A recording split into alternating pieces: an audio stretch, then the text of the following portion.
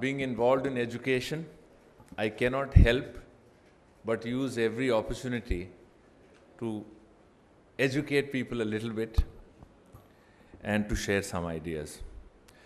But before we talk of IT, I just want to make one very important observation, which is that this century, the 21st century, will be remembered and will become known as the century of the mind. We have had 3 centuries of the machine in the industrial era, and towards the end of the last century, we started realizing that we are moving into the knowledge society or the information society, which I would like to therefore say that this is the century of the mind, the 21st century. And information is only a product of the mind. So from being slaves to machines for 3 centuries and being at the receiving end of the industrial era, we have come now into the century of the mind and therefore the century of the thought. So till the last century, we were worried about our population being a liability, because the focus was on the machine. But we have quickly seen how the priority has gone back to recognizing that each brain, each mind is an asset, not a liability. And our IT industry is beginning to demonstrate this power of the mind in ample measure. When we talk of the power of the mind and the power of the thought, then we have to realize that this is one of the few nations, the ancient nations, which has a tremendous amount of thought which is centuries old or millennia old. And the power of that thought combined with the bright minds of today make it a brilliant combination. So therefore, when I want to express the reality that this is India's century, because this is the century of the mind, is because we have the largest number of minds and we have the richest reservoir in our heritage on the power of the mind and the power of thought. So this century will see India's ascendance for this very simple reason. We have a legacy of the past, very rich knowledge of the past, a very rich culture, and a very deep understanding of the human mind. In fact, no other country in the world has as much an understanding of the human mind as India has. So combining that wisdom with the sharp young minds of today makes it inevitable that this is India's century. And so it is in this century that we are talking about IT. I want to mention that in 1998, when Vajpayee ji became Prime Minister, one of the first things he did was to form a small committee. And he said that how do we make India into an IT superpower? So if some of you remember that 2008 was being said as a year by which we should be superpower. That is because he in 1998 formed a small committee. I was fortunate to be one of the members, and he told us in 10 years we have to make India into an IT superpower.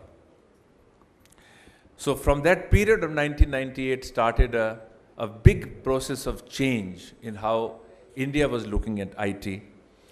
So we built a plan. I remember we built a plan of $100 billion. And the only point was that we said $50 billion will be exports. And we had a good plan on how we would do 50 billion. But we didn't have a good plan of how we would do the size in India. But we said we'll still say 50 billion for India, though we were not sure whether we would reach that level. So India did indeed reach 100 billion a couple of years late. But in that 100 billion, we have 70 billion which is exports and 30 billion which is domestic. And I think this is what we need to correct. And when we talk of e-governance, the amount of work to be done in e-governance is hundreds of billions of dollars. It is not 20 or 30 or 40 billion.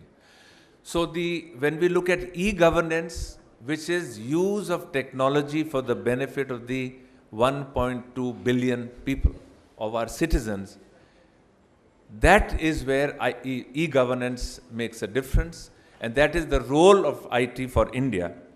So, when we are looking at the purpose of this event, the 2 days that we are spending to see how do we take IT for the benefit of the Indian citizen, I think it's a very important event from that point of view. And I thought that I will take this opportunity first to explain, really speaking, what we are trying to achieve in IT.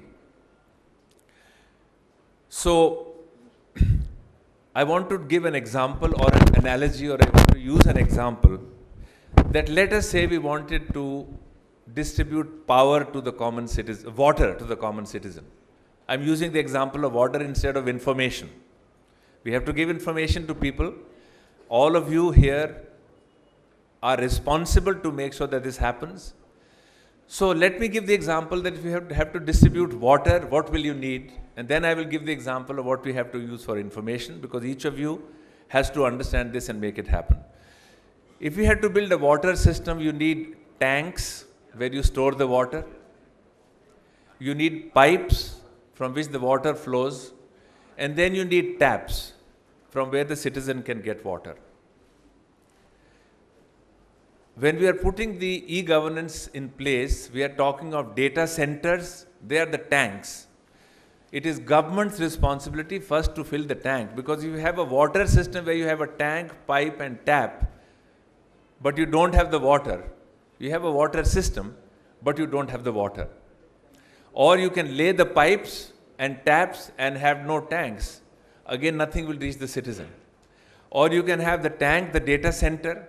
You can put the datacom, the fiber, but you don't have the tap, which is the computer or the mobile phone or the community center. So in building e-governance, we need to put these three elements: the tanks, which is the data centers, into which all the state information has to be put, the birth information, the land information, the tax information, the geographical information, that has to be in the central tanks. Then there have to be networks, the state wide area networks, the fiber optic, जो अभी ग्राम पंचायत की हम बात कर रहे हैं कि you take the fiber to the panchayat. Those are the pipes which have to be laid. And ultimately at the end of the pipe, in the hand of the citizen, in the panchayat, in the home, in the school, in the university, you have to have the computers, which I will call as a tap in the water distribution system. Now in the last almost 15 years, government in each and every state now is trying to put the tanks, which is the data centers, and putting the data inside it, is putting networks and is putting the taps. Now, like in a water system, when a new water system is made for a new small town, sometimes the tanks get ready but the pipes are not laid.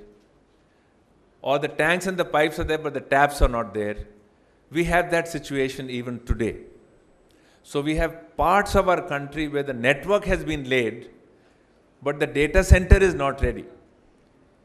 So what will be the value of a tap? So I think the first responsibility all of us have as leaders is in our localities, where are the taps, where are the community centers where people can go and find the information. Secondly, how do we put the data into the computers? That's the responsibility of each and every one of us. So the data center or the tank, as we would call it, that is where all the information has to be placed. Information about citizens, information about land, information about permissions, information of every sort. And that is the first thing and the first discipline that is to be done. And so, therefore, we have to start measuring how much information have we stored in the tanks which are there. Do we have enough information or not? So, land record information, for example, is incomplete. It is still not put onto computers. So, if we want a villager to know the status of his land, he may have a computer in the panchayat. The computer may be connected, but if the data is not in the tank, the citizen will never get a benefit. So the first responsibility we have as leaders is to ensure that the data centers are supplied all the data, all the records, all the information. And we find that there is a great resistance to put all the data in the computers. I think your first responsibility, therefore, is to make sure that all the data pertaining to your citizens in your area is indeed being put in the data center so that the tank is first filled with water, and this case with information. And just like we measure per capita income, that the per capita income is so many thousand rupees per person per year, with water you will say how many liters of water per capita can be given. In the same way, in our data centers, how much information per capita is stored is a very important measurement. And whichever region can have more data per capita, more capacity per capita, it means that we have put more water in the tank.